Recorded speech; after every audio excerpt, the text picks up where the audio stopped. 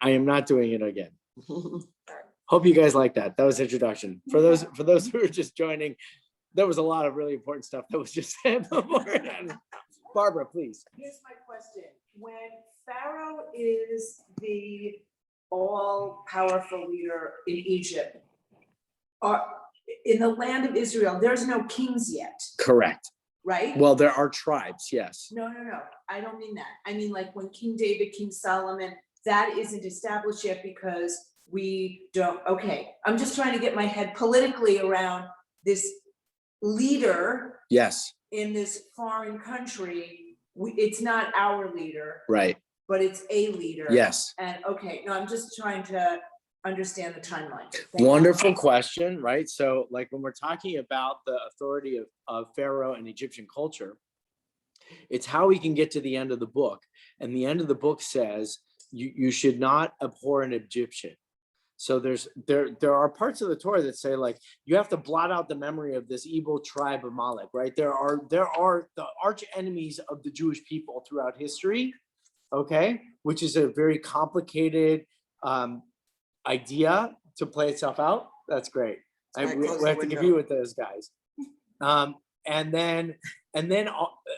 it's an interesting thing because in the book of Deuteronomy, when there is a power structure established in Israel, it says you're not allowed to abhor the Egyptians. They're like your partners, right? Because we are among the nations of the world once we settle the land of Israel. At the beginning of the Exodus story, we're just a tribe of families that goes down and we become subject to the Egyptian leadership structure. And that's how slavery emerges, is we become subject to them. All right, any other comments, questions, points for that? We're good. All right. Does anybody need the text projected on the screen, or can we forego that today? Yes, raise your hand if you need it. Good. Thank you for doing that. And you guys, anybody need extra copies? All right. I could use one. Oh, good. Yes. Is this the one you want? This is mine, so I can scribble. All right. So let's go in. First of all, just take a look at the text that we have today. So the first thing is from Frederick Douglass, right? Remember Frederick Douglass history, like totally, pro abolitionist and early civil rights leader, especially, at the age where they were eventually trying to end slavery in the United States. And he says, power concedes nothing without a demand. It never did, and it never will. Now, I love it because it's a very complex way to describe what power is. And it sounds either negative or positive, right? So it says, if you have power, you don't give up anything, concede. You don't give up anything without a demand. There isn't some expectation. Like if you have power, you don't give it up unless there's a need to do it. Now, on the one hand, that could be negative, right? Because if you are holding on to power, like the tyrant that we're going to meet in the book of Exodus, Pharaoh, it's not like Pharaoh is just going to, God said, let my people go with Moses. And he's like, okay, right? The demand had to be compelling, which is painful because the compelling nature of the plagues was to force the Pharaoh in such a way that there was nothing but a concession of his power to let the people go. On the positive way of understanding this, if you are empowered and you have an opportunity to like do right in the world, you have to think about like systems of justice. How do laws get changed? Laws don't just get changed because somebody comes in and says, this is wrong. They are very careful. Real law changes in a very slow way, which is sometimes frustrating to us as like the common people of a society. But the reality is that good laws change, including the one that we're fighting against right now or what's about to come into the sort of like is already in the public discourse, but is going to change the way that this country handles the reproductive rights of women. That law is, even though most of us, I'm going to say, don't agree with it, even we are very, very upset by what may be unfolding, there is a very serious, thoughtful presentation of what is a challenge at hand, meaning that laws don't change. The power of the law doesn't change without a demand. And we may not like the demand, but the demand is compelling. That's the argument. You can skewer me later for saying what I just said. By the way, I'm unabashedly pro-choice and believe in fighting for this, but I'm also sort of trying to argue from the point of a legal understanding, and also for the purposes of our class. When we're talking about power, when we're going to talk about Pharaoh, we're going to talk about what the Bible is trying to wrestle with when it comes to power. It's not just simply fighting against bad, the evil, right? Power isn't evil. Power can be good, a force for good. And power does change even in response to things that we may not always equate to be good, because it's that through that process that power is established. Any comments, responses? Did I miss that? Do you want to like counter sermon that? All right, hold on to that. And now let's just read what Pascal. You guys know who Blaise Pascal is? Lovely. First of all, Pascal, like computer language. Maybe you heard that from a long time ago. Based on his name, but not this guy. This guy is an Enlightenment thinker, meaning that he is emerging in the 18th century, 1700s, and he was one of the first people to think about what is known as the Enlightenment, which was a very human-centered, very proto-positive outlook towards human community. And that's how he gets to make a statement like this: justice without force is powerless, right? If you aren't going to have a mechanism to effectuate justice, it is powerless. Force without justice is tyrannical. So, and I love it. It's a, what do you call it? I think it's a syllogism, right? It's when you have one and the other, and they're sort of the opposites that are in contention with each other. Listen to what it says. We might want to grapple with force, because force and power seem to be coercive, and we feel very uncomfortable with coercion. But on the other hand, think about any time that you, just even in a scientific way, any time that change is taken place, change has to come with some kind of force. But justice, right, which is the right kind of force, if you will, the right kind of power, if it doesn't have a force behind it, it's powerless. It's like air, right? It's like blowing air in the wind. But doing force without justice at its core, I love it. It's tyrannical. So keeping all that in mind, why don't we do a little bit of reading and see what our Torah has to say about power and powerlessness. This is in the first scene in the book of Exodus, when Moses and Aaron appear before Pharaoh and they say, "Thus says Yod-Heh-Vav-Heh, the God of the Hebrews, let my people go." And the Pharaoh says, "Who is Yod-Heh-Vav-Heh that I should let the people go?" Linda, you want to read? One underlying theme of the book of Exodus is the battle between power and powerlessness. It is a battle between Pharaoh, considered to be God to the Egyptian people, and the name of the God of Hebrews, Yod-Heh-Vav-Heh. We're learning from the theme of human-centered God and an expansive universal deity that centers around the challenge of human autonomy and self-determination. Pharaoh's narrow definition of the human being will make him incapable of recognizing sources of power outside of his own. And so his question is simultaneously born from curiosity and out of defense.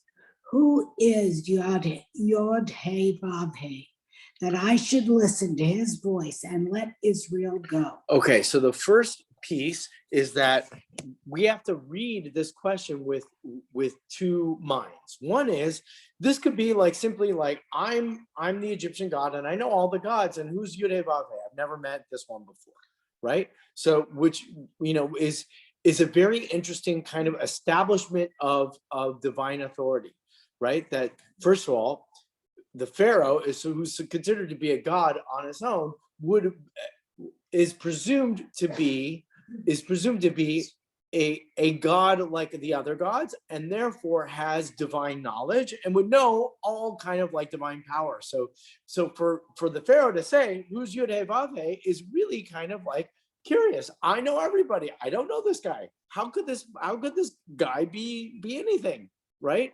And that's like the amazing thing. So God, the Yud-Heh-Vav-Heh says, well, I have to show you my power, right? And that's why the plagues have to come, because they're all about a demonstration of power. Yes, Barbara? Or you could read it differently. Yes, which is? Like, who is that God that I should listen to him? And that's the second one, right? The second one is defense, right?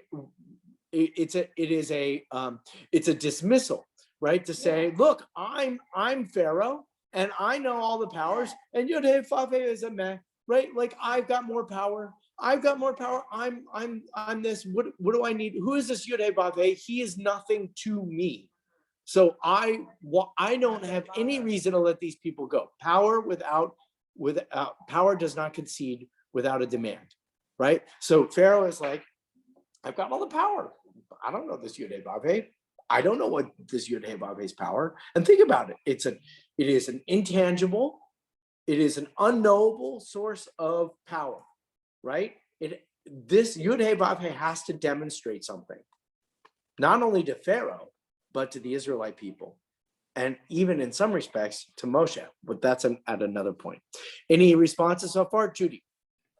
I'm just curious here. I've never thought of Pharaoh as a god, and I thought of him as the leader. And how can there be a god that dies or that is so imperfect or whatever? I mean, he's such a limited god. Exactly. So anybody like Marvel comic stuff? Because there's a great television show on right now called Moon Knight, right? Moon Knight. Yeah. So Moon Knight is, so the Marvel universe is unbelievable. And if you're into comic books, it's so great. Like this is the like golden age of comic books, because they're making these like blockbuster television shows and movies. Moon Knight is based on Egyptian mythology, of which Egyptian mythology has the power of all these other gods. And there's a consideration that human beings are, they're called like avatars, all right, which is also a very popular thing coming out into sort of like into the popular culture. And in these avatars, they are empowered by the gods. The Pharaoh is considered to be the most empowered human being, because the gods bring their power through the Pharaoh, and that's the way that they saw the world. So it's not like perfect and perfect doesn't matter, right? And it's also why Egyptians in their culture, they didn't cremate and they didn't bury, they embalmed and they entombed their corpses, particularly their leading figures, right? And why did they do that? Because they believed that the corporeal death wasn't the death of the individual. They lived in alternate planes, okay? Which is, by the way, a whole other wonderful mythology that a lot of other cultures have. The Greeks have it, the river Styx, the Romans have it with whatever their god of death is, and the Egyptians have it.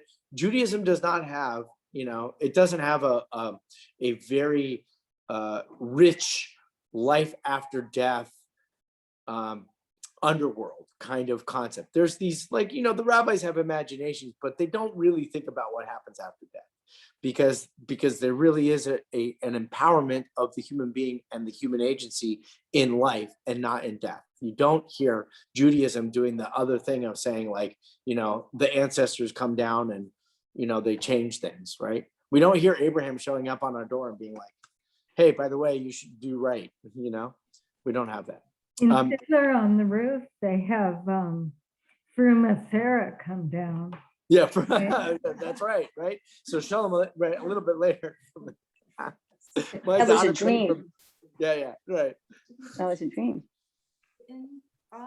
I'm sorry, did the Egyptians believe in God, the Yud-Heh-Vav-Heh? After So no, so Sherry asked a great question. She says, so at the end of the story, this is really, really good. Okay. And it's going to become a part of the next question that we read. Okay. Is, do the Egyptians, after seeing all of the signs that Yod-Heh-Vav-Heh brings to the Egyptian people, do they believe that there's a power that's greater than all of their other gods? The answer is yes and no. So some leave with them, which is what we're going to talk about in a minute, and some get buried in the sea when they pursue after because they say, what is this thing that we've done, right? How could we have let these people go, right? Look at what we just did. And so they go try to chase after them to bring them back into enslavement. And then they go to the sea, and the sea splits, and the Israelites rush to freedom, and the waters close in on the Egyptians, presuming all the people that hold on to that belief that this was not a God that had any power and authority for them. Okay. Go ahead, Linda. You want to continue reading? The surface of the text implies that Pharaoh's lack of knowledge is not merely circumstantial. It isn't that the Pharaoh has no knowledge of the God of Israel. Pharaoh's disbelief is culturally and philosophically Biased. The God of Israel was not a deity who was worshipped in the Egyptian pantheon. There can be no other force in the universe that does not have some fealty to the Pharaoh. The question itself implies this relationship, that I should listen to his voice. Pharaoh's deafness is willful. He could hear the voice of God as portrayed by Moshe and Aaron, but the Pharaoh chose not to listen. So my response is what, like Barbara said, which is that this is clear that the Pharaoh is choosing not to listen. Because even a question of curiosity, if it was a question of curiosity, which is something that we have established is noble. It's actually why questions exist in the Torah, because they are there to satisfy or to evoke curiosity so that a greater knowledge or understanding could come. But the Pharaoh doesn't want greater knowledge. The Pharaoh only wants his own power and authority. So it's all about in relation to himself, and it's in his selflessness, which I think we can also pay close attention to when we hear people asking questions and we're trying to figure out this is really awful. And I'm telling you that people get very upset when they ask questions and you don't really answer the question that they're asking, because they think that they're asking you a question that demands an answer, but you don't want to give them the answer precisely because it's a satisfaction of their belief that they're empowered or in control. Welcome to the world of fighting, right? So we're not going to play with the psychology of that, but we are going to try to understand that in those moments, there's a tension and a dynamic that's happening and a pushing and pulling here. Pharaoh's not even playing with that. He's like, I could take down this God, right? Like, this God is nothing to me. So I'm in agreement with that part. Okay, go ahead. Fealty is like loyalty or like deference. Deference too. Usually has to do with like to a king. Right. Yeah. Yeah. Herein lies one root of power over powerlessness. It is the complete disregard for any agency of power other than one's own. Some call this stubbornness. While the tactic might be successful in the short term, the persistence of Moshe and God teaches us an important lesson. Autonomy and self-determination become the cornerstones of community in the eyes of the Israelite. Power in community is defined by the source or the voice of an agency that promotes autonomy. Pharaoh's shortcoming is not his ability to suppress the will of the people.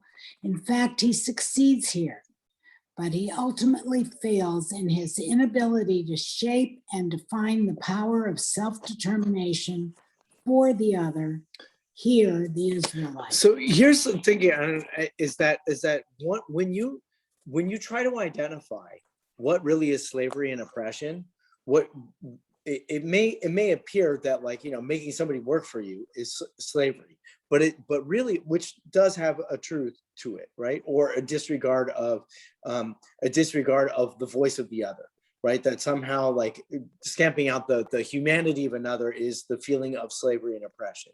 But here, what it really is, and where it fails, is this concept of self-determination, that, like, Pharaoh does succeed for hundreds and hundreds of years at enslaving the people. Why? Because the people were slaves and they didn't even know it, because they thought that their circumstance, their station in life was exactly the way that it was supposed to be.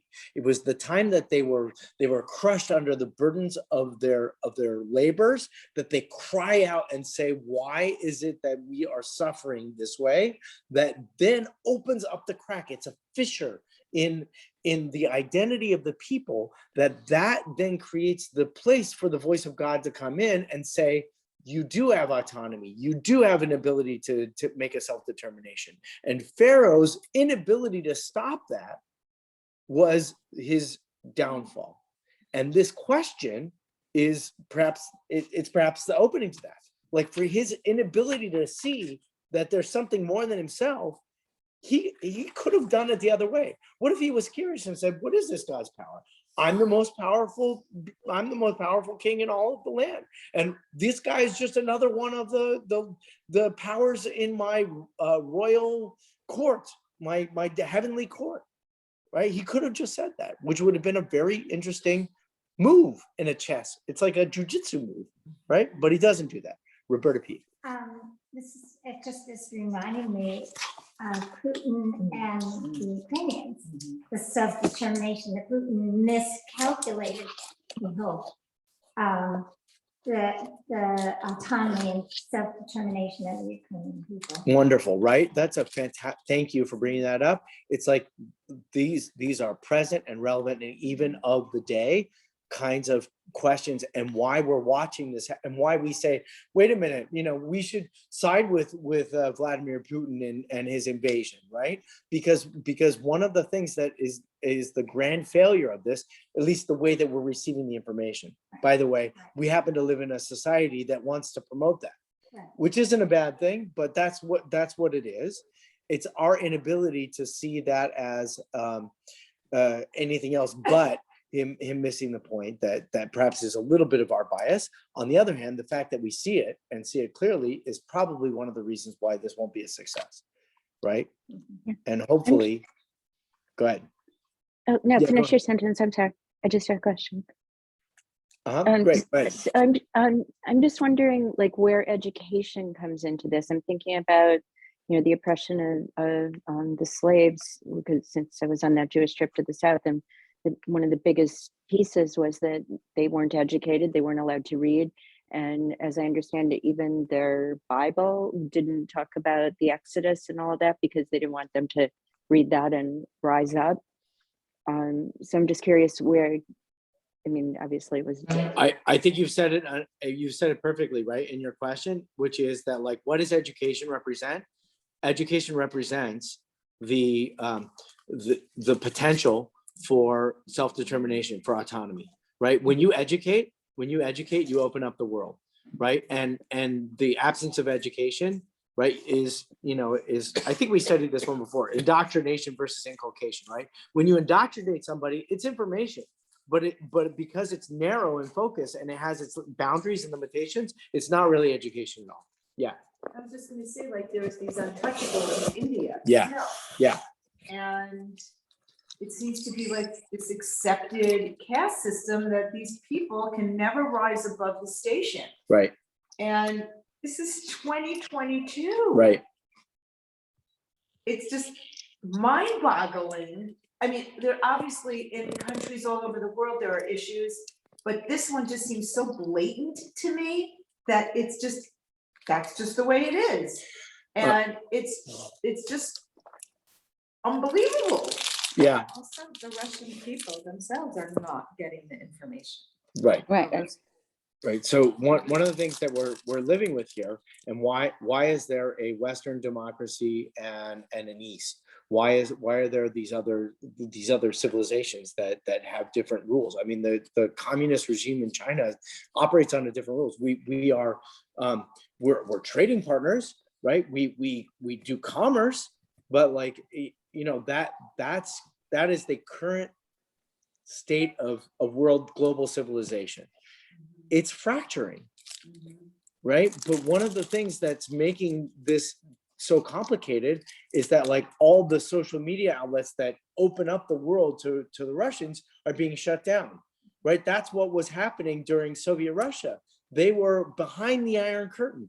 They had no idea what was happening as the rest of the world was flourishing with its, you know, celebration of autonomy, right? That they were feeling, you know, they were feeling oppressed, maybe, right?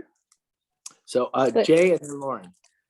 Yeah, we've seen so many examples of pharaohs through the years, through history, these narcissistic leaders who do everything they can to maintain their power, to keep people ignorant, book burnings. I mean, Yeah.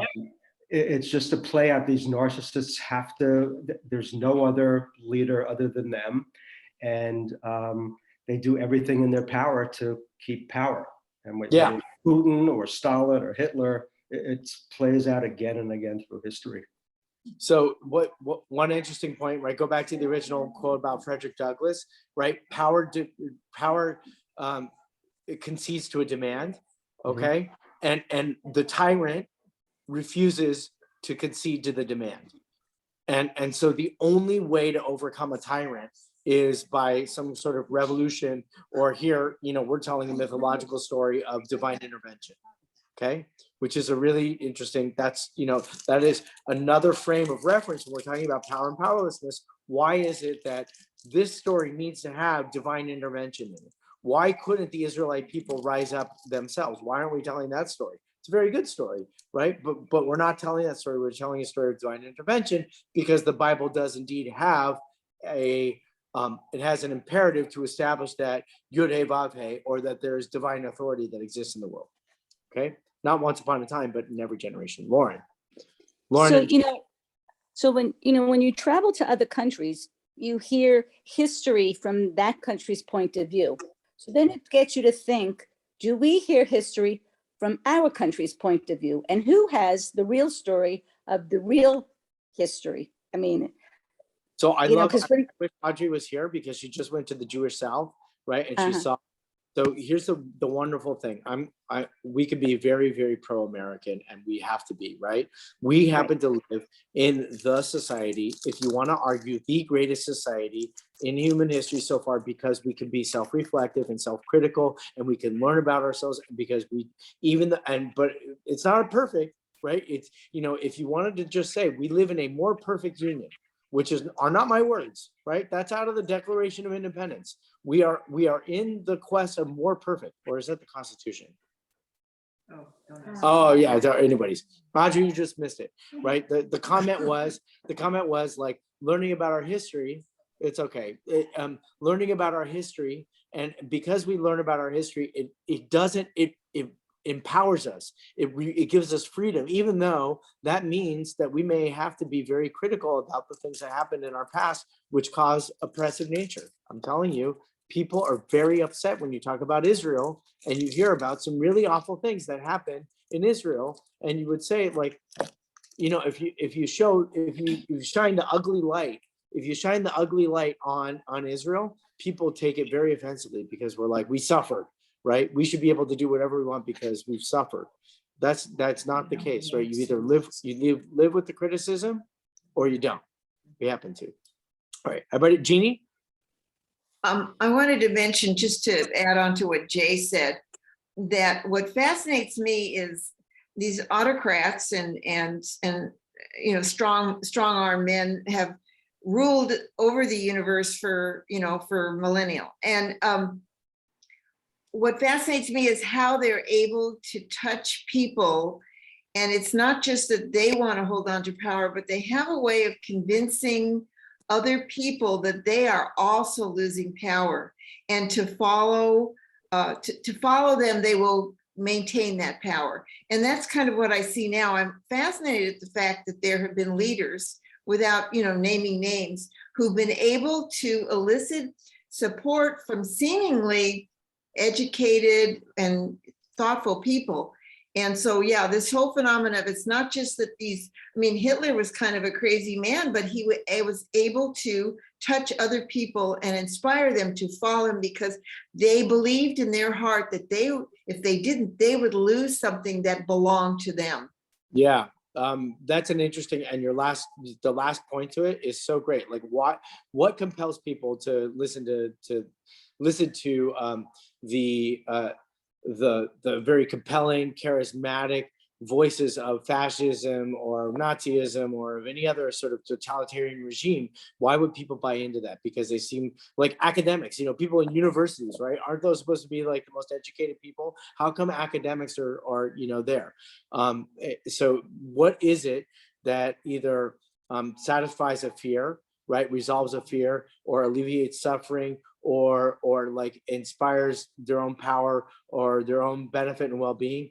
Those are really great questions. Being attuned to that, I would just simply say, without, you know, delving into the whole conversation, being attuned to that, I think, is our responsibility as mature adults. And it's our responsibility as mature adults to know that we have to find community. That's one of the comments that I brought, right? The power of the Israelite community is that they create a community based on the concept of self-determination. It isn't just Moses is the free person and the people follow. They've already had that in Pharaoh. The revolution that happens is that all of the people that stand at Mount Sinai hear God's word. That all of the people that receive the Torah are responsible for the Torah, not just the elite. And because that is the way, that actually paves the way for the society that we have today, where we elect our officials, and we can also change who we elect if we get involved that way. All right. Sherry, why don't you, go ahead. We're going to finish it up. Just a little quick quote. The sensitive reader knows better. It's as if we want to shout into the text at Pharaoh and share with him what we know. This is the God that created the universe with word, who was revealed to Abraham when Abraham's vision was limited, with whom Jacob wrestled and sought the name. In short, the answer to Pharaoh's question is a resounding affirmation of the entire Torah. You should listen to the voice of God.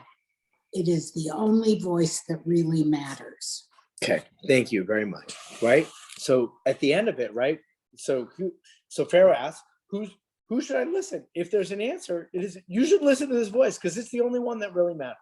That I believe would leave the response. And what Moses and Aaron have to do is they have to establish that, but they can't just say that directly. That's why, you know, there's all of this signs and miracles that have to come about, which, you know, whatever we're in our 21st century mindset, we can understand it from a metaphoric perspective. You know, but perhaps it was absolutely necessary at the time that it took place. Just think about, like, when you're trying to change somebody's mind, right? How many times do you say because I said so? And that works, right? Well, you have to, I mean, Basically here, you gotta. well, you would think, right? But if you would wish that it was because I said so. But Pharaoh's like, I'm not going to change until ultimately these 10 plagues come along, and then Pharaoh says, look, this is something that's more powerful than me. I have a question of my baby. That's okay. You get to read the next one because it's your text. Did the Israelites believe in God at this point? This is not. That's such a great question. And actually, it's really hard to determine. So They witnessed all these plagues at the same time that everybody else is. Right. So first of all, the half of the plagues are to demonstrate to the Israelites that the God that they cried out to is the God that's redeeming them. Yes. Right. Because remember, they just had 400 years of slavery of thinking that the most powerful entity in the universe was Pharaoh. And they forgot that there was the God of their ancestors. And it takes Moses and Aaron to come back and say, I'm the God of your ancestors. Remember, you forgot, but you remember. That's another story.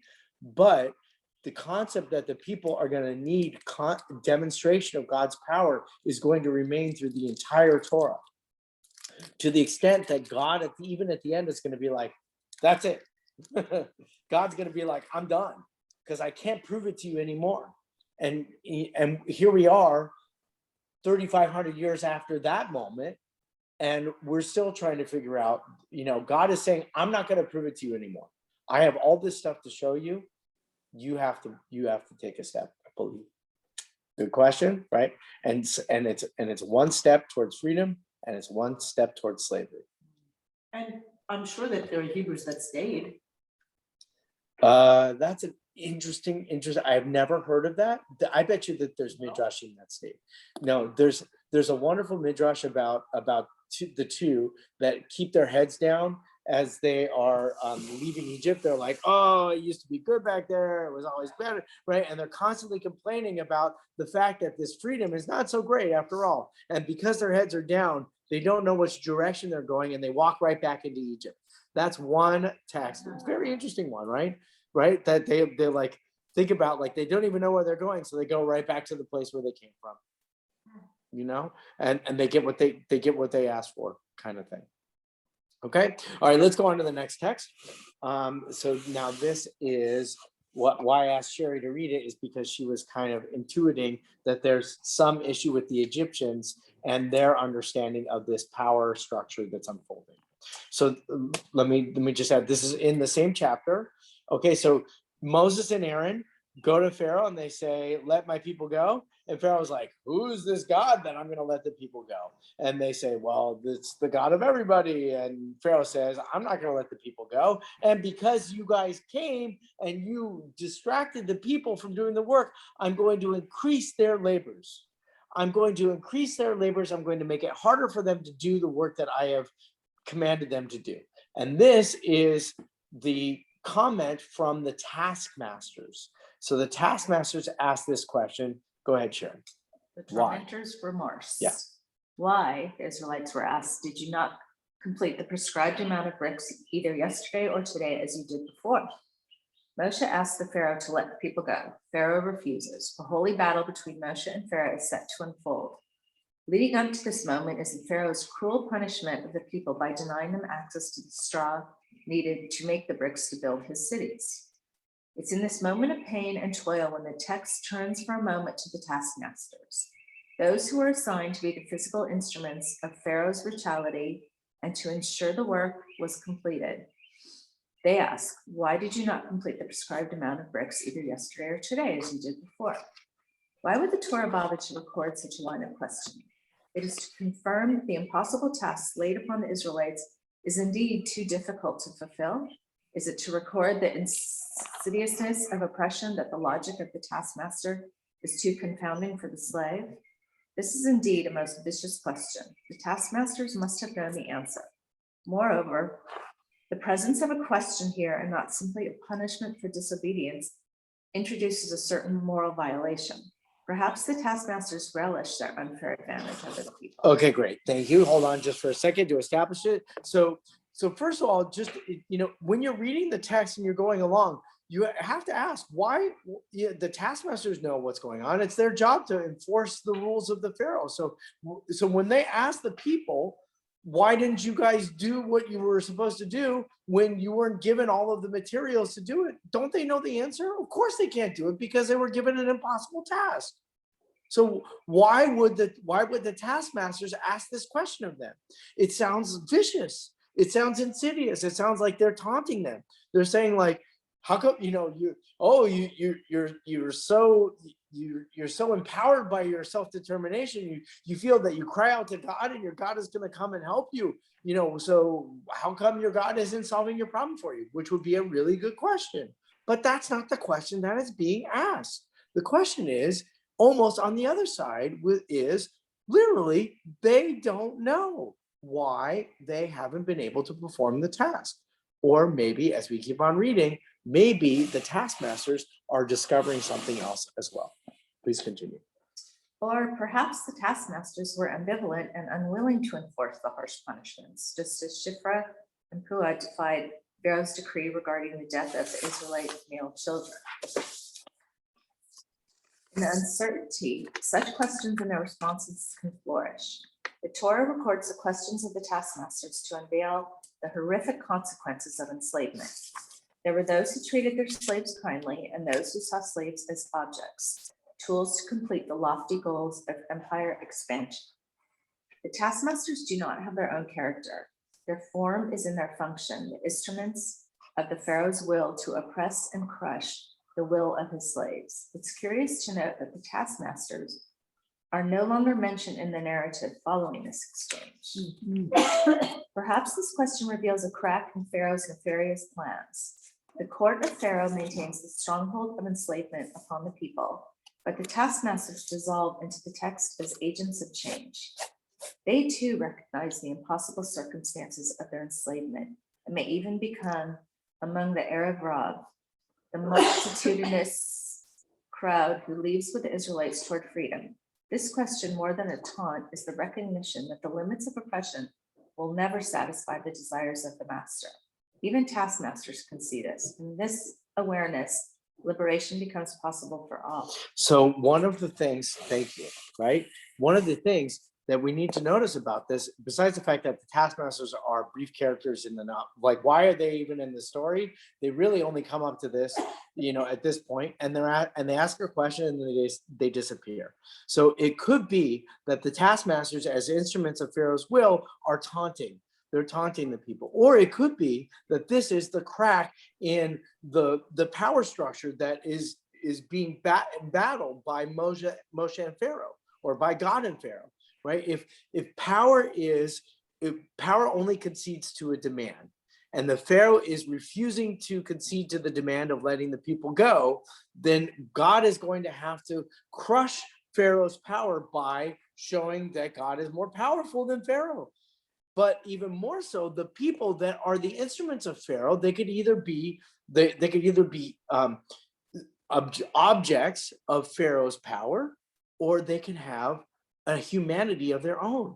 So I would like to submit that the taskmasters are very briefly introduced here, and their question is a recognition of the impossibility of what has ultimately taken place. This is like, you see this is Hollywood. This is the Hollywood when it just gets to be too far, right? There's a limit, right? People will take, and then there's a too far moment, and there's some kind of rejection of that. And this is the moment. This could be the moment, more than the people crying out. This could be the moment when they just simply cannot do what the Pharaoh has demanded. And then in that crack, then redemption becomes possible. That's one way to look at that. This could be like the Russian army. Yes, cannibalizing themselves. Sherry brought up a very good point. These are the Russian generals who aren't really doing their work because they really don't believe in the war, right? You know what? When we talk about Nazi Germany, there are examples, very few. But because what you hear the SS soldiers who became completely, they became monsters that looked at the Jews and all of the prisoners as less than human objects, and so therefore their death was meaningless to them because they were just fulfilling a job, right? This is the Adolf Eichmann problem. He's like, I was just fulfilling my orders. I was just keeping the books, right? And the world said, no, that is not acceptable, right? When you give up your humanity, you don't deserve to be human. The taskmasters, right? Maybe they become the group that leaves with them. That's when you sit. Maybe they realize, wait a minute, there's a power here that's much bigger than Pharaoh. So I'm not going to hang out with that Pharaoh guy anymore. It seems like things become binary decisions. The Nazis either stayed Nazis or they got killed with the Jews. Right. And then I think it's the same thing with the current Russian soldiers. I mean, from what I understand from the news feeds that I get, they don't really have an option. They either fight or they get killed. Right. And so maybe the taskmasters, your last sentence sort of put my binary thoughts into giving them a binary choice too. Right. Maybe their choice was, rather than to stay with the bad guys, that they could turn the corner and go with the good guys. Nice, right? So maybe they were also thinking it was kind of like a pragmatism, right? Like, I don't want to die, right? And this guy's going to win, so I'm going to go with the winner, possibly, right? Or you didn't say it that way, but I think what you said is actually a lot more complex. And the issue is that the binary, if you will, of fight or be killed is an impossible binary. That is just a completely impossible one to live with. So of course you're going to fight, right?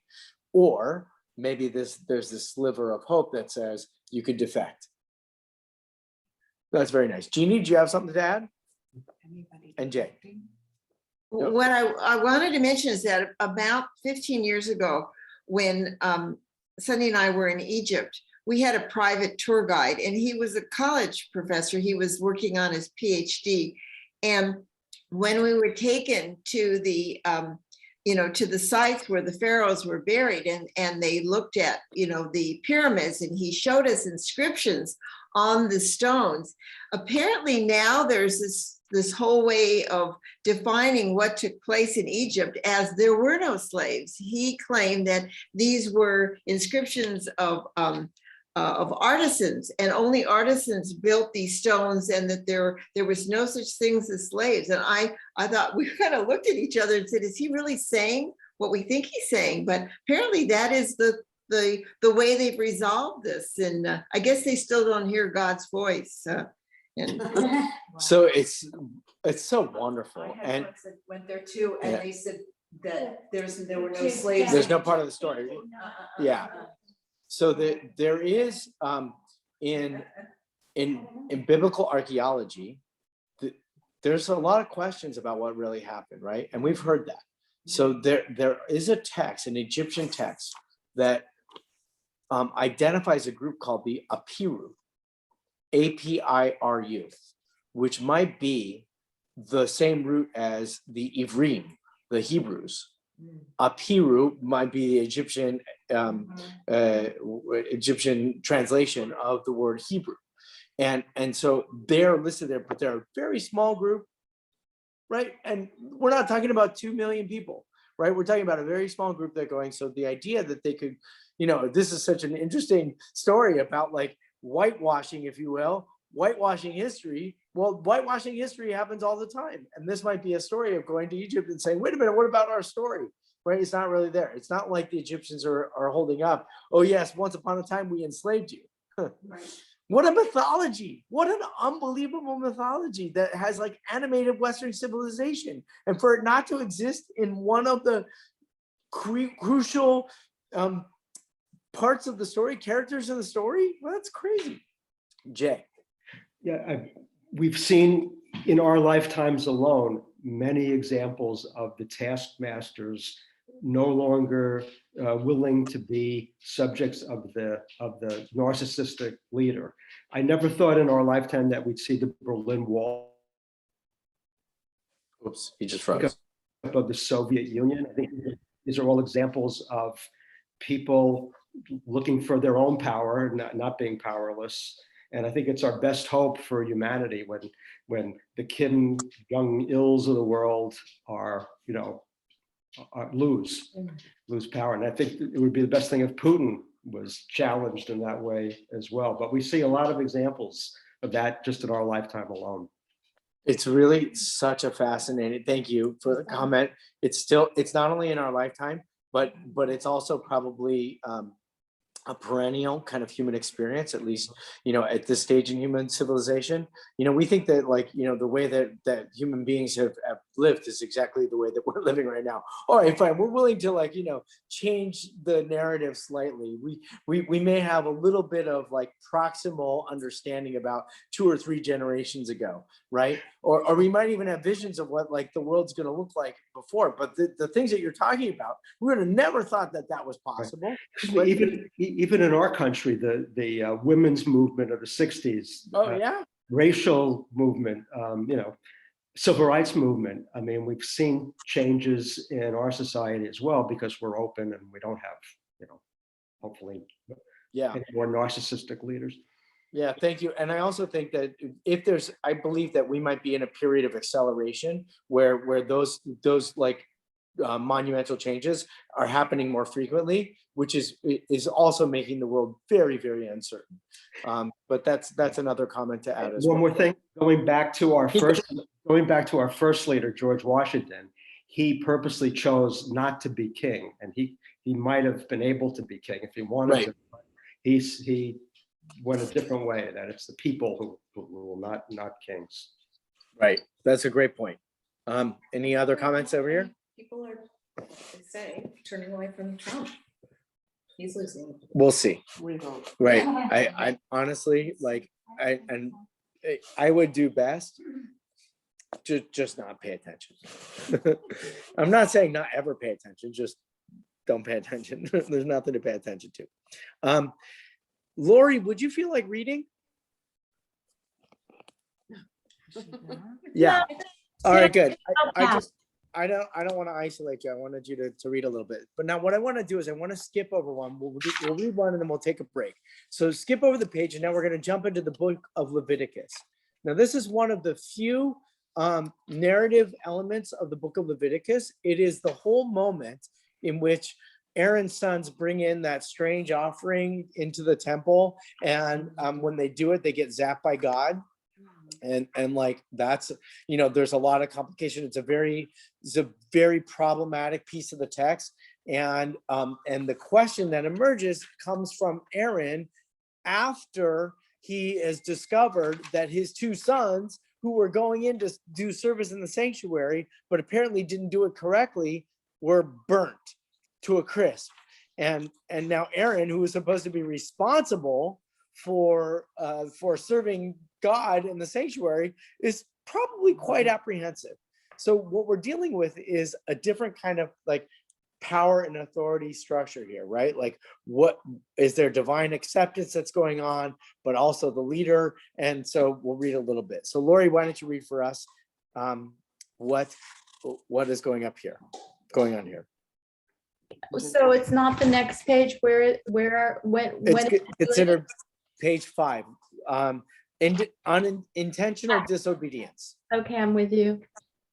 Why have you not eaten the purification offering in the place of the sanctuary? If I had eaten the purification offering today, would it have been well pleasing in the sight of Yud-Heh-Vah-Heh? Look up unintended consequences in a dictionary and you will find an entire school of thought on the subject.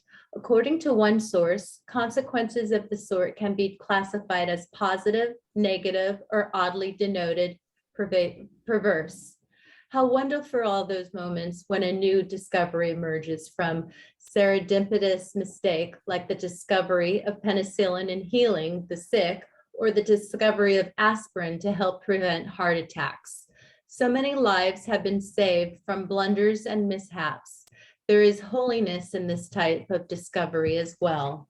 So you all know, just very quickly, like penicillin was discovered off of moldy bread, right? Like that's an unintended consequence.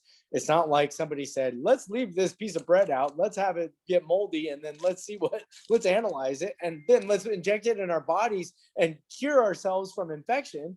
So it was all kind of like a random sort of wild thing. And so how wonderful is it that we have these things that sometimes we don't expect to happen, but they do produce really positive results. Okay, go on. In one of the rare narratives of the book of Leviticus, the introduction of Nadiv. Yeah, Nadav.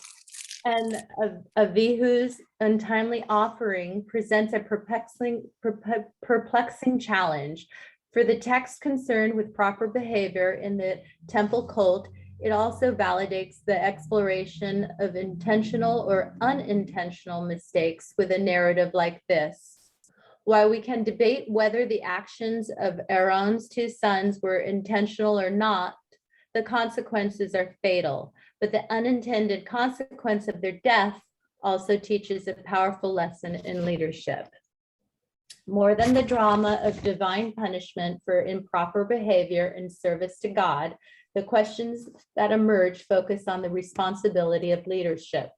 Moshe's inquiry to Eleazar and Itmar, Itamar, Yeah. why have you not eaten the purification offering in the place of the sanctuary?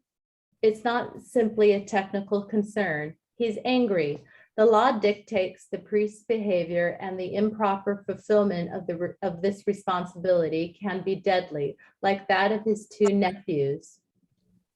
Where Eleazar and Itmar redouble their efforts to follow the law scrupulously in their wake of their loss, Moshe's question brings to light the distinction between the high priest as the ultimate leader and the prophet, whose moral guidance shapes the character of the nation, even in the midst of such a public trial. Okay, so very quickly, the first thing just to establish, Eleazar and Itamar are the brothers of Nadav and Avihu. And they are all responsible for Aaron and his sons. So they're all responsible for bringing the sacrifices to the sanctuary. Nadav and Abihu bring an offering it's called strange fire. They do it in a way that they weren't supposed to. They broke the rules. And the consequences of breaking the rules is that God's fire comes down and zaps them. Okay? Awful. Why are we reading this? Isn't God love it? Like, what, we have this in the story to say, don't follow the rules correctly, and the consequences can be fatal. Now, what happens is the brothers who are in the period of mourning, they don't want to go to the sanctuary because, fire comes out and kills people like their brothers. So they're gonna eat the offering because they have to eat, and they're gonna eat the offering, but they're not gonna do it in the place of the sanctuary. And Moses comes to them and says, why didn't you do what you're supposed to do? And he's angry because they didn't follow the rules. And the last time that somebody didn't follow the rules, guess what happened? Zip zap, right? So there's something going on here about the following the rules and where does God's power end and begin when it comes to following the rules. So let's continue on. Moshe's insistence of Eleazar and Itmar's proper fulfillment of the priestly service is not intended to diminish the shock of loss they must be experiencing. Rather, Moshe's adjurations advance the narrative of leadership from blind obedience to sacred duty. In short, responsibility is not divorced from the heart. That is why before the narrative concludes and the tension of Moshe's leadership is resolved, the brother Aaron returns with a more compelling retort. He asks, if I had eaten the purification offering today, would it have been well blessing in the sight of Yud-Heh-Vah-Heh? In this, Moshe is appeased. We often read this narrative as one built in speculations of arrogance, ignorance, and carelessness. Yet these questions help us understand a much deeper and more powerful truth that leadership is a careful enterprise. To be a leader is to endure the challenges of unintentional consequences and find a way to purposeful living and service. Thank you. So ultimately what happens, so there's two questions, right? And they're almost kind of the same questions. So question one is from the sons or from the brothers that says, actually it's Moses to the brothers that says, why didn't you do what you're supposed to do? And then he almost comes back like just shortly after, and Aaron, who was like grieving, they're all like, oh my God, they're blown away. It's not like these two guys were bad seeds and God zapping them and they're like, they got what they deserved. They're all kind of standing in shock. And Aaron is saying, but like, how can I be responsible to God when my heart is broken and ripped to shreds and stomped?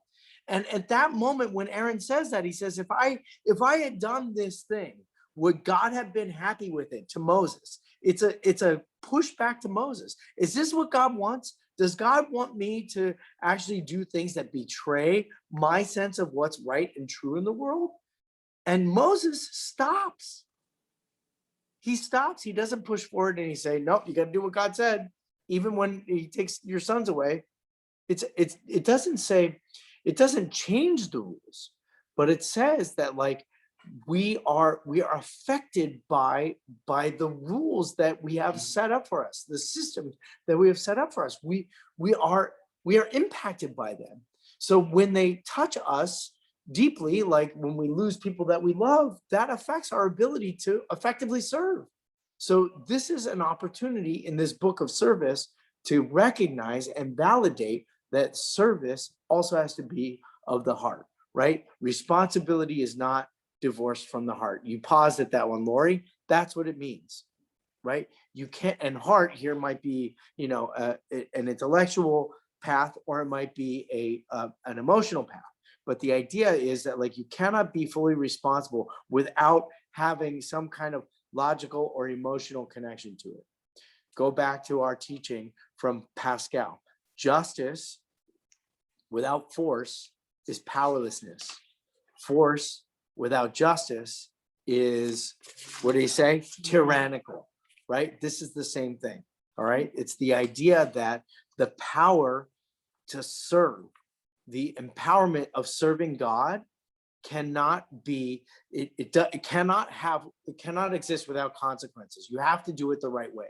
But if you don't have a mechanism in which to feel and take responsibility for those consequences, here to like mourn the passing of your children that did it wrong, what kind of system is this that's being created? And that's where Moses stops, right? If you read the text, it's very interesting. Aaron is silent, right? You would expect him to be like, how could you do this? And what kind of God kills kids and all that other stuff, right?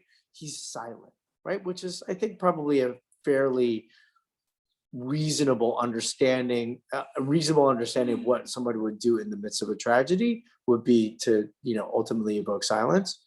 It's certainly an Elizabeth Kubler-Ross stage of grief.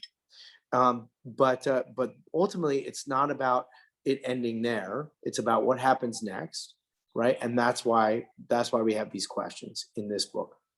Okay. By the way, remember, this is the book of Leviticus. In the entire book, there are 3 questions. 3 questions in the entire book, and 2 of them are in this one comment.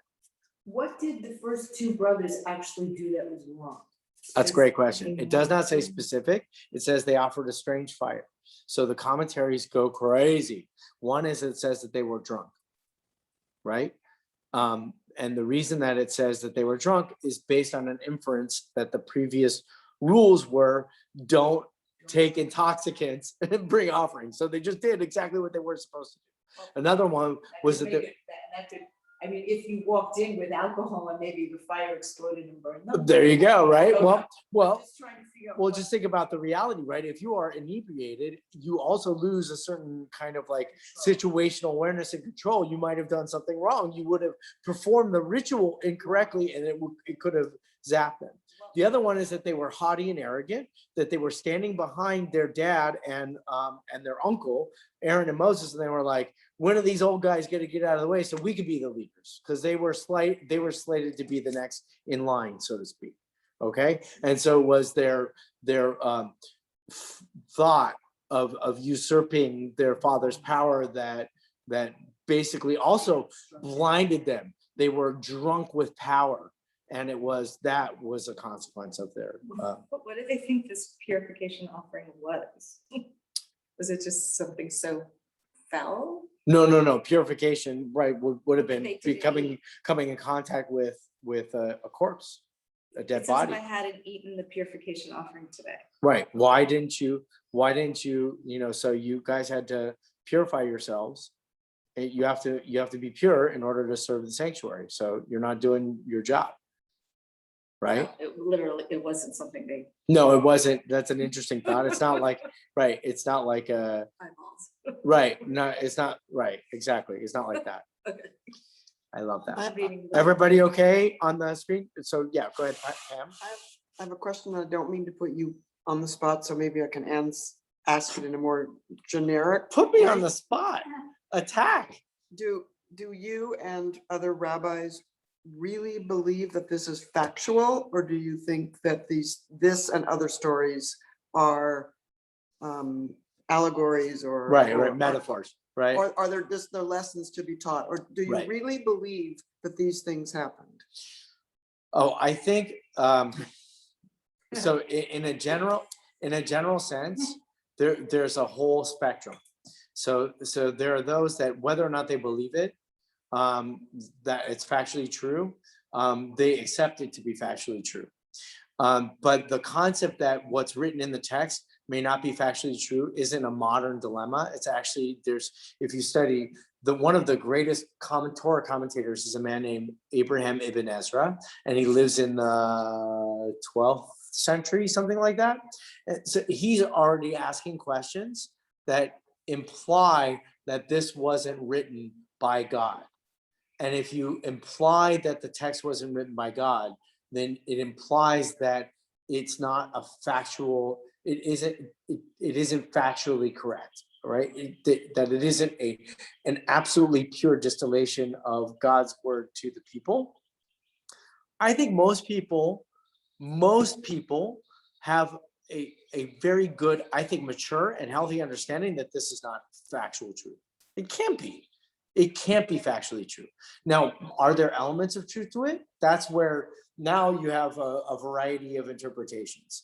So there's one interpretation that says it's divinely inspired, right? It may not be factual truth, but the inspiration for it came from divine sources. There's others that say that this is a total human invention that is completely used to describe, it's a mythology, used to describe a set of truths that are important to it. I think most of us are kind of like, curious between, because you're like, if I could tell a story, why wouldn't I tell a better story than this one?